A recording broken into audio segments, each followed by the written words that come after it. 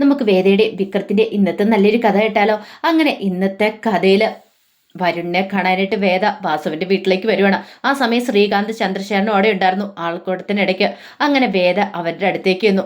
അവരെ കണ്ടു കഴിഞ്ഞപ്പോൾ വേദയ്ക്ക് സഹിച്ചില്ല. വേദ എന്നിട്ട് പറഞ്ഞു, നിങ്ങൾക്ക് ഈ കളിയിൽ എന്തെങ്കിലും പങ്കുണ്ടെങ്കിലുണ്ടല്ലോ ഞാൻ വെറുതെ ഇരിക്കില്ല എന്ന് പറഞ്ഞു. അപ്പോഴേക്ക് ശ്രീകാന്ത് ചോദിച്ചു, നീ എന്തൊക്കെയാ വേദ പറയണമെന്ന് ചോദിച്ചു. വേദ പറഞ്ഞു, മിണ്ടരുത്. വിക്രത്തിനെ കൊടുക്കാനായിട്ടാണ് നിങ്ങൾ ഈ പണി ചെയ്തിട്ടുണ്ടെങ്കിൽ പിന്നെ ഈ വേദ വെറുതെ ഇരിക്കില്ല. ഉണ്ടായ കാര്യങ്ങളൊക്കെ ഞാൻ എല്ലാവരോടും വിളിച്ചു പറയും. അച്ഛനോടും എല്ലാവരോടും പറയും സത്യാവസ്ഥ എന്താന്ന്. എൻ്റെ വിക്രത്തിന് ഒരു പോറൽ സംഭവിച്ചിട്ടുണ്ടെങ്കിൽ പിന്നെ ഞാൻ മേല് കീഴ് നോക്കത്തില്ല. പിന്നെ ഞാൻ എന്താ ചെയ്യുന്നതെന്ന് എനിക്ക് പോലും അറിയത്തില്ല. അത് കേട്ടപ്പോൾ ചന്ദ്രശേഖരൻ പറഞ്ഞു, അല്ല മോളെ, ഞങ്ങൾക്ക് ഇതിനകത്ത് ഒരു പങ്കുമില്ലെന്ന് പറയണ. ഉണ്ടാവരുത്. ഉണ്ടായിട്ടുണ്ടെങ്കിൽ പിന്നെ ഈ വേദയുടെ മറ്റൊരു മുഖമായിരിക്കും കാണാൻ പോകുന്നത്. വിക്രത്തിന് നഷ്ടപ്പെടുമെന്ന് വന്നു കഴിഞ്ഞിട്ടുണ്ടെങ്കിൽ പിന്നെ ഞാൻ എന്താ ചെയ്യുന്നതെന്ന് എനിക്ക് പോലും അറിയില്ല എന്നും പറഞ്ഞിട്ട് വേദ അകത്തേക്ക് അങ്ങോട്ട് പോവാണ്. ഇത് കേട്ട് കഴിഞ്ഞപ്പോൾ ചന്ദ്രശേഖരൻ ശ്രീകാന്തിനോട് പറഞ്ഞു, എടാ ശ്രീകാന്തെ, പ്രശ്നമാവോ? അവൾ പണിയാക്കുമോ എന്ന് ചോദിക്കുകയാണ്. നമുക്ക് നോക്കാച്ചാ, അവൾ പണി തരാൻ നമ്മൾ നോക്കണ്ടേന്ന് ചോദിച്ചു. ആ സമയത്ത് വേദ വരുണിനെ കാണാനായിട്ട് അങ്ങോട്ട് ചെന്നു. വരുണിനെ കണ്ടു വേദയ്ക്ക് സഹിച്ചില്ല. കാരണം വല്ലാത്തൊരു വിഷമായിപ്പോയി. ഇതേ സമയത്ത് ശ്രീജയും നന്ദിനിയും കൂടെ കൂടിയിട്ട് അവിടെ വീട്ടിലെ ജോലികളൊക്കെ ചെയ്തുകൊണ്ടിരിക്കുകയാണ്. അപ്പോഴാണ് ഒരു പോലീസ് ജീപ്പ് അങ്ങോട്ട് വന്നിരിക്കുന്നത്. അതിനകത്തുനിന്ന് SI സാബു അങ്ങോട്ട് ഇറങ്ങി. സാബുവിനെ കണ്ടു കഴിഞ്ഞപ്പോഴത്തേനും മാഷും കമലയും കൂടെ അങ്ങോട്ട് ഇറങ്ങി ചെല്ലുന്നു. ഈ സമയത്ത് സാബു ചോദിച്ചു, അല്ല അവൻ എന്തിയെന്ന് ചോദിക്കുക. വിക്രം. അത് പിന്നെ വിക്രം ഇവിടെ ഇല്ല സാറേന്ന് കമല ചാടിക്കയറി പറഞ്ഞു. ഓ, അവൻ എല്ലാ കാര്യങ്ങളും പറഞ്ഞു പഠിപ്പിച്ചിട്ടായിരിക്കും പോയത്, ഇവിടെ ഇല്ലെന്ന് പറയണമെന്നൊക്കെ.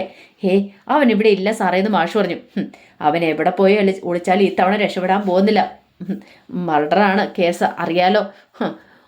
ഒരുത്തരെ കുത്തിക്കൊന്നിട്ട് അവൻ പോയിരിക്കുന്നത്. അവൻ എവിടെ പോയി ഒളിച്ചാലും അവനെ ഞങ്ങൾ പിടികൂടുമെന്ന് പറഞ്ഞു. അപ്പോഴേക്കും കമല പറഞ്ഞു, എൻ്റെ മോനൊരു തെറ്റും ചെയ്തിട്ടില്ല സാറേ. നിങ്ങളതങ്ങനെയൊക്കെ പറയും, സ്വന്തം മോനാണല്ലോ. മാഷ് പറഞ്ഞു, ഇല്ല, അവനൊരു തെറ്റും ചെയ്തിട്ടില്ല. അവൻ അങ്ങനെയൊന്നും ചെയ്യാൻ പറ്റില്ല. അവൻ ആ സംഭവം നടക്കുന്ന സമയത്ത് ക്ലബിലായിരുന്നു എന്ന് പറയണം. ഇനിയിപ്പോൾ അങ്ങനെയൊക്കെ പറഞ്ഞാൽ മതി. പക്ഷേങ്കിൽ അവന് രക്ഷപ്പെടാൻ പറ്റില്ല. അവൻ ചെയ്തതിന് ദൃക്സാക്ഷികളൊക്കെ ഉണ്ട്. അതുകൊണ്ട് അവൻ അങ്ങനെ പെട്ടെന്നൊന്നും തലയൂരി പോരാൻ പറ്റില്ല മാഷേ. നിങ്ങൾക്ക് അങ്ങനെ പലതും തോന്നും അവന് ചെയ്തിട്ടില്ലെന്ന്. പക്ഷെ അതിൻ്റെ സത്യാവസ്ഥ അതല്ല. അവൻ ചെയ്തിട്ടുണ്ടെന്ന് ഞങ്ങൾക്ക് നല്ല വ്യക്തമായിട്ടറിയാം. അവനെ കയ്യിൽ കിട്ടിയിട്ടുണ്ടെങ്കിലുണ്ടല്ലോ അവൻ്റെ കഥ അതോടുകൂടി തീർന്നു. ഇനിയിപ്പോൾ ആ വാസവൻ്റെ കുട്ടികളുടെ കയ്യിൽ എങ്ങനെ തീർത്താൽ അതിനു മുമ്പ് തന്നെ അവൻ്റെ കഥ കഴിക്കുമെന്ന് പറഞ്ഞു. ഇത് കേട്ട് കഴിഞ്ഞപ്പോൾ കമൽ പറഞ്ഞു, അയ്യോ സാറേ, അങ്ങനെയൊന്നും പറയരുത്. എൻ്റെ മോൻ നിരപരാധിയാന്ന് പറഞ്ഞു. പിന്നെ ഒരു നിരപരാധി വന്നിരിക്കുന്നു, എവിടെ നിന്നാന്ന് അറിയത്തില്ല. കൂടുതലൊന്നും പറയിപ്പിക്കരുത് എന്നും പറഞ്ഞുകൊണ്ട് അവരങ്ങോട്ട് പോവാ. അധികം വൈകാതെ തന്നെ അവനെ പിടികൂടാൻ പറ്റുമെന്നൊക്കെ. അതെല്ലാം കേട്ട് കഴിഞ്ഞപ്പോഴത്തേനും വല്ലാത്തൊരു സങ്കടമായിപ്പോയി കമലിക്കും മാഷിനും. എന്ത് ചെയ്യാൻ പറ്റും? പറഞ്ഞിട്ടൊന്നും ഒരു കാര്യമില്ല. എങ്ങനെയെങ്കിലും അവനെ പിടികൂടണമെന്ന്, വിക്രത്തിനെ പിടികൂടണമെന്ന് കരുതിയിട്ടല്ലേ അവരിറങ്ങി പുറപ്പെട്ടിരിക്കുന്നേ. അങ്ങനെ കുറേ സമയം കഴിഞ്ഞ് കഴിഞ്ഞപ്പോഴത്തേനും വിക്രം ഒരാളൊഴിഞ്ഞൊരു വീട്ടിലിരിക്കുകയാണ്. അവിടേക്ക് രാജേട്ടനും ജോസഫും കൂടെ വരുവാണ്. അപ്പം വിക്രത്തിന് കഴിക്കാനുള്ള ആഹാരമൊക്കെ ആയിട്ടാണ് വരുന്നത്. അങ്ങനെ വിക്രത്തിന് ആഹാരം കൊടുത്തിട്ട് പറഞ്ഞു, കഴിക്ക് വിക്രം എന്ന് പറയണം. പിന്നെ പുറത്തിറങ്ങി നടക്കാൻ നിനക്ക് പറ്റില്ല. കാരണം ഇനി നീ പുറത്തേക്ക് ഇറങ്ങിയിട്ടുണ്ട് അറിയാലോ. ഒരു വശത്ത് പോലീസ്, ഒരു വശത്ത് വാസവൻ്റെ ഗുണ്ടകളെന്ന് പറഞ്ഞു. അത് കേട്ടപ്പോൾ വിക്രം പറഞ്ഞു, എന്നാലും ഞാൻ അത് ചെയ്തേന്ന്. അതെ, ആ പുളിക്കൻ കാരണം ഈ പ്രശ്നങ്ങളൊക്കെ ഉണ്ടായെന്ന് പറഞ്ഞു. പുളിക്കന്? അതെ, പുളിക്കനാണ് നിന്റെ പേര് വിളിച്ചു പറഞ്ഞത്. അന്ന് വരുണിനെ കുത്തുന്ന സമയത്ത് നിന്നെ പോലെ ഒരാളെയാണ് കണ്ടതെന്ന്. അപ്പം വിക്രത്തിനെ പോലെ കണ്ടുകൊണ്ട് വിക്രം എന്ന് പറഞ്ഞു പുളിക്കൻ വിളിച്ചു കഴിഞ്ഞപ്പോൾ തിരിഞ്ഞു നോക്കി പോലും അയാൾ തിരിഞ്ഞു നോക്കിയിട്ട് പുളിക്കൻ്റെ കൈയും പിടിച്ചുകൊണ്ട് ഓടിയെന്ന്. അങ്ങനെ കുറച്ച് ദൂരം അങ്ങോട്ട് ചെന്ന് കഴിഞ്ഞപ്പോഴത്തേനും പുളിക്കനെ തട്ടിയിട്ടിട്ട് അവൻ ഓടിക്കളഞ്ഞെന്നാണ് പറഞ്ഞത്. അതെല്ലാം കേട്ട് കഴിഞ്ഞപ്പോൾ വിക്രം ഒന്ന് ആലോചിച്ചു. വിക്രം പറഞ്ഞു, അങ്ങനെയാണെങ്കിൽ ഇതിനകത്ത് എന്തോ ഒരു കളിയുണ്ടല്ലോ രാജേട്ടാന്ന് പറഞ്ഞു. കളിയോ? അതെ, ഇതിനു മുമ്പേ ശ്രീനി സാറിൻ്റെ വീട്ടിലായ സമയത്ത് എനിക്ക് പുള്ളിക്കനെക്കുറിച്ച് പലപ്പോഴും സംശയം തോന്നിയിട്ടുണ്ട്. അവിടെ ഞാൻ ശ്രീനി സാറും പറയുന്ന പല കാര്യങ്ങളും പുറത്ത് ലീക്ക് ആവുന്നുണ്ടായിരുന്നു. അതെങ്ങനെയാന്ന് എന്താണെന്നൊക്കെ ഞങ്ങൾക്ക് നല്ല സംശയവും കാര്യങ്ങളൊക്കെ ഉണ്ടായിരുന്നു. അങ്ങനെയാണെങ്കിൽ അതിന് പിന്നിൽ ഇവനായിരിക്കുമോ എന്ന് ചോദിച്ചു. പുള്ളിക്കനോ? അതെ, മിക്കവാറും അവനാൻ ചാൻസ് ഉണ്ട്. അല്ല, വീട്ടിലൊക്കെ ചിലപ്പം ഈ വാസവൻ്റെ ആൾക്കാർ പോലീസും ഒക്കെ അന്വേഷിച്ച് വന്നിട്ടുണ്ടായിരിക്കും അല്ലേ എന്ന് രാജേട്ടനോട് ചോദിച്ചു. രാജേട്ടൻ പറഞ്ഞു, അതിനുള്ള സാധ്യത ഉണ്ടെന്ന് പറയാണ്. നിന്നെ എവിടെയെങ്കിലും കണ്ടു കിട്ടുവാണെങ്കിൽ തീർക്കാൻ പാകത്തിനല്ല വാസവൻ്റെ ഗുണ്ടകൾ കിടക്കുന്നത്. അത് കേട്ട് കഴിഞ്ഞപ്പോൾ വിക്രം പറഞ്ഞു, അങ്ങനെയാണെങ്കിൽ ഇനി അധികം വൈകിപ്പിക്കാതെ തന്നെ നമുക്ക് അവനെ ഒന്ന് കണ്ടെത്തണമെന്ന് പറഞ്ഞു. ആ പുളിക്കനെ അവനെ ഒന്ന് പൊക്കാന്ന് പറയാണ്. അങ്ങനെ എന്ത് ചെയ്തു? പുളിക്കനെ പൊക്കാനായിട്ട് അവർ 3 പേരും കൂടെ ആ രാത്രി പോവാണ്. ഈ സമയം പുളിക്കൻ ശ്രീനിവാസൻ്റെ വീട്ടിൽ നിന്ന് ഇറങ്ങിയിട്ട് സ്വന്തം വീട്ടിലേക്ക് പോവാണ്. അങ്ങനെ ഒരു ഇടപെടി കൂടെ കയറി പോണ സമയത്ത് ശൂശു എന്നൊരു സൗണ്ട് കേട്ടെ. പുളിക്കൻ ആദ്യം എടുത്തത് എന്താ, വല്ല പാമ്പുമാണോ? അങ്ങനെ നോക്കണം, ഇങ്ങോട്ടേക്ക് നോക്കാൻ പറഞ്ഞു. ഒരു നിമിഷം പുളിക്കൻ ഞെട്ടിപ്പോയി. പുളിക്കൻ്റെ മുഖത്തേക്ക് വിക്രമും രാജേട്ടനും ജോസഫും കൂടെ ടോർച്ച് വെട്ടം അടിക്കുകയാണ്. പുളിക്കൻ അനങ്ങാൻ പറ്റിയില്ല, അവിടെ തന്നെ സ്റ്റക്കായിട്ട് നിന്നുപോയി. വിക്രത്തിനെ കണ്ടു കഴിഞ്ഞപ്പോഴത്തേനും ഒരു നിമിഷം ഞെട്ടി. വിക്രം നീയോ? എന്താ എന്നെ കണ്ടു മനസ്സിലായില്ലേന്ന് ചോദിച്ചു. അല്ല അത് പിന്നെ അല്ല പുളിക്ക, ഞാനാണ് വരുണിനെ കുത്തിക്കൊന്നെന്നല്ല നീ പറഞ്ഞത്, നീ എന്നെ കണ്ടായിരുന്നു എന്ന് ചോദിച്ചു. അല്ല അത് പിന്നെ അന്ന് ആ സംഭവം നടക്കുന്ന സമയത്ത് വിക്രം നിന്നെപ്പോലെ ഒരാളായി ഞാൻ കണ്ടത്. അപ്പം നിന്റെ പേര് ഞാൻ വിളിച്ചു കഴിഞ്ഞപ്പോഴത്തേനും നീ എൻ്റെ കയ്യെ പിടിച്ച് വലിച്ചുകൊണ്ട് ഓടുക ചെയ്തേ. അപ്പം എനിക്ക് തോന്നി നീ ആയിരിക്കുന്ന, അങ്ങനെ നിന്റെ പേര് പറഞ്ഞെന്ന് പറഞ്ഞു. ഇത് കേട്ടുകഴിഞ്ഞപ്പോഴത്തേനും വിക്രം സത്യം പറ, താൻ എന്നെ കണ്ടായിരുന്നു എന്ന് ചോദിക്കണം. അല്ല അത് പിന്നെ സത്യം പറയാൻ നിനക്ക് നല്ലതെന്ന് പറഞ്ഞു. ആര് പറഞ്ഞിട്ടാ നീ ഇതൊക്കെ ചെയ്തേന്ന് ചോദിച്ചു. ഞാനല്ലായിരുന്നു എന്നുള്ള കാര്യം നിനക്ക് നന്നായിട്ടറിയാൻ പുളിക്ക. പിന്നെ നീ ഒരു ഡ്രാമ കളിച്ചാന്നുള്ളത് മനസ്സിലായി, പറഞ്ഞോളാൻ പറയാണ്. അങ്ങനെ പുളിക്കൻ എല്ലാവരെയും മാറി മാറി നോക്കി. എന്നിട്ട് വിക്രത്തിനെ തള്ളിയിടാൻ നോക്കി, പക്ഷെ നടന്നില്ല. പെട്ടെന്ന് രാജേട്ടനെ അങ്ങ് തള്ളിയിട്ടു. രാജേട്ടനെ തള്ളിയിട്ടിട്ട് പുളിക്കൻ ഓടുവാണ്. ആ സമയം രാജേട്ടാന്നും പറഞ്ഞിട്ട് ഓടി ചെന്നിട്ട് വിക്രവും ജോസഫും കൂടെ പിടിച്ചെഴുന്നേപ്പിക്കുകയാണ് രാജേട്ടനെ. അവനെ വിടല്ലടാന്ന് പറഞ്ഞു രാജേട്ടൻ. പിന്നീട് വിക്രം ജോസഫും എല്ലാവരും കൂടെ ചേർന്നിട്ട് ഓടിച്ചിട്ട് പിടിക്കുകയാണ് അവനെ, പുളിക്കനെ. അങ്ങനെ പുളിക്കനെ പിടികൂടി. വിക്രം നല്ല രീതിയിൽ തന്നെ അവനെ ഇടിച്ച് ഇഞ്ച പരുവാക്കി വെച്ചു. ഒടുവിൽ തല്ലുകൊണ്ട് അവശനായി പുളിക്കന് എന്ത് ചെയ്യണം, എങ്ങനെ രക്ഷപ്പെടണം നടത്തില്ല. അങ്ങനെ അവശനായി പുളിക്കൻ അവിടെ കിടക്കുവാണ്. ഈ സമയത്ത് വിക്രം പറഞ്ഞു, സത്യം പറയാൻ നിനക്ക് ബുദ്ധി അല്ല, നിനിപ്പം കൊന്നു കളയുമെന്ന് പറഞ്ഞു. അത് കേട്ട് കഴിഞ്ഞപ്പോഴത്തേനും പുളിക്കൻ പറഞ്ഞു, ഞാൻ പറയാം, ഞാൻ എല്ലാ സത്യങ്ങളും തുറന്ന് പറയാമെന്ന് പറഞ്ഞു. ആര് പറഞ്ഞിട്ടാണ് നീ ഇത് ചെയ്തേന്ന് ചോദിച്ചു. അപ്പോഴേക്കും പുളിക്കൻ എന്ത് ചെയ്തു, അപ്പം നിലത്തല്ലേ വീണ് കിടക്കുന്നേ, കുറച്ച് മണ്ണുണ്ടായിരുന്നു. കുറച്ച് മണ്ണെടുത്തിട്ട് വിക്രത്തിൻ്റെ അവരുടെ നേർക്ക് എറിയുവാണ്. ഒരു നിമിഷം അവർക്ക് എന്ത് ചെയ്യണമെന്ന് നടത്തില്ല, പതറിപ്പോയി. ആ ഒരു ഗ്യാപ്പിൽ പുളിക്കൻ എഴുന്നേറ്റ് ഓടി അവിടെ ഒരു പൊന്തക്കാട്ടി പോയി കയറിയിരുന്നു. പിന്നീട് കണ്ണിൻ്റെ മണ്ണൊക്കെ കുടഞ്ഞ് വിക്രമൊക്കെ നോക്കി കഴിയുമ്പോൾ അവിടെയെങ്കിലും കണ്ടില്ല.